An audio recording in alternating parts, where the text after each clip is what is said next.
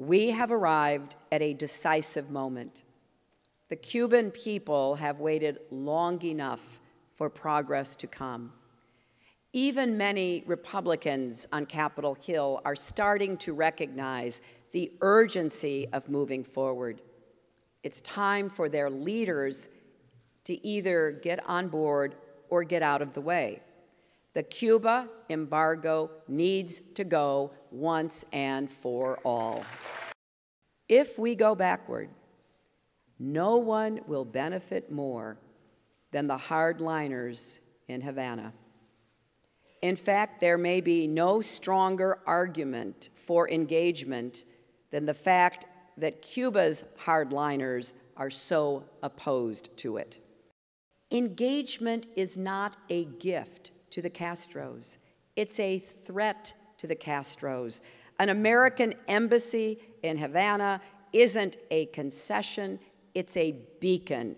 Lifting the embargo doesn't set back the advance of freedom, it advances freedom where it is most desperately needed.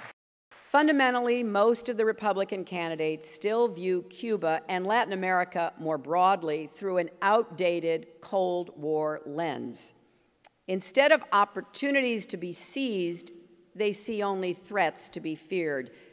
They refuse to learn the lessons of the past or pay attention to what's worked and what hasn't. For them, ideology trumps evidence, and so they remain incapable of moving us forward. As president, I would increase American influence in Cuba rather than reduce it. I would work with Congress to lift the embargo, and I would pursue additional steps. We cannot afford to let out of touch, out of date, partisan ideas and candidates rip away all the progress we've made. We can't go back to cowboy diplomacy and reckless warmongering.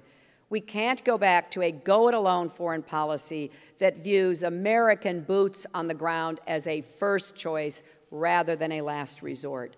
We have paid too high a price in lives, power, and prestige to make those same mistakes again.